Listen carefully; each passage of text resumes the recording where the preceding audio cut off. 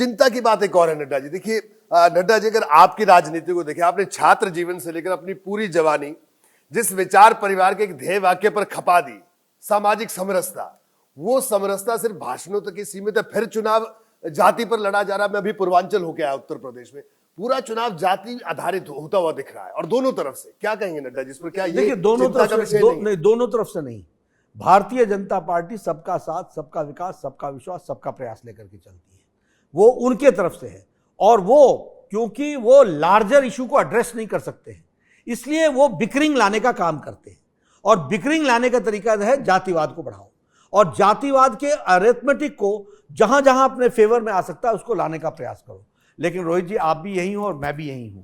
4 तारीख को आप देखिएगा, सारा पूर्वांचल, सारा उत्तर प्रदेश मोदी मोदी मोदी मोदी मोदी करेगा। नड्डा जी, ईवीएम की बात की, अगर बिहार की बात करें, आज बिहार में बड़ा बवाल हो रहा है।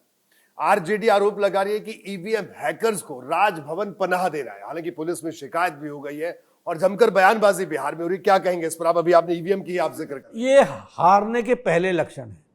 नाच ना आवे आंगन टेढ़, a bad craftsman blames his tools. जी नड्डा जी, आपने तो बिहार में भी बहुत काम किया अपने छात्र जीवन में, और इस जिम्मेदारी से पहले भी बहुत काम किया। बिहार का क्या अनुमान है? क्योंकि बिहार को लेकर बड़ी आशंका है। बिहार में भारतीय जनता पार्टी पुराना स्कोर, एनडीए पुराना स्कोर से ज्यादा जाएगी। 39 जीते थे, 40 जीत जाएंगे। बहुत बड़ी बात है। मतलब किशनगंज में जीत जाएंगे। स्थिति ऐसी आई है, और 39 तो है ही है। एक आखिरी सवाल नड्डा जी, क्या कहेंगे आप? प्रधानमंत्री नरेंद्र मोदी 45 घंटे की ध्यान साधना में, और विपक्ष इस ध्यान साधना की टाइमिंग पर सवाल उठा रहा है। चुनाव आयोग में भी शिकायत उन्होंने की है कि साहब ये तो एक तरह से दिखावा है, वोटरों को प्रभावित करने की कोशिश है। क्या कहेंगे? ऐसा ना, पहले तो ये सारा परिवार और कांग्रेस के लोग यही मंदिरों में जाते हैं चुनावी समय में। ये पॉलिटिकल टूरिज्म करते हैं, ये रिलीजियस टूरिज्म करते हैं।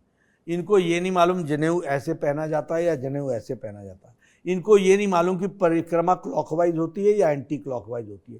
ये जब बैठते हैं संकल्प लेने, तो पड़ोसी से पूछते हैं कि मेरा गोत्र कौन सा है। तो ऐसे लोग क्या जाने ध्यान, ऐसे लोग क्या जाने सनातन, ऐसे लोग क्या जाने सनातनियों के खिलाफ बोला जाता है मलेरिया, एड्स, डेंगू, इनका मुंह नहीं खुलता है।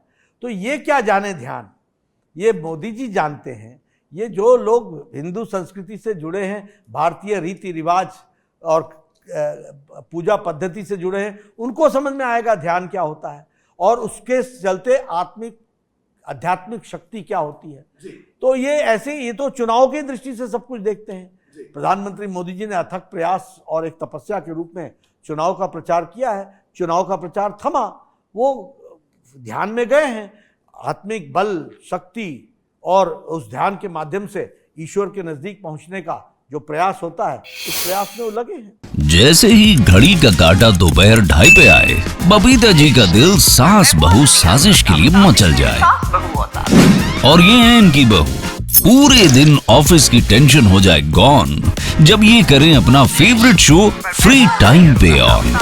इनकी तरह आप भी देखिए अपना फेवरेट शो अपने टाइम पर, और डाउनलोड कीजिए एबीपी लाइव ऐप अपने स्मार्ट टीवी पर।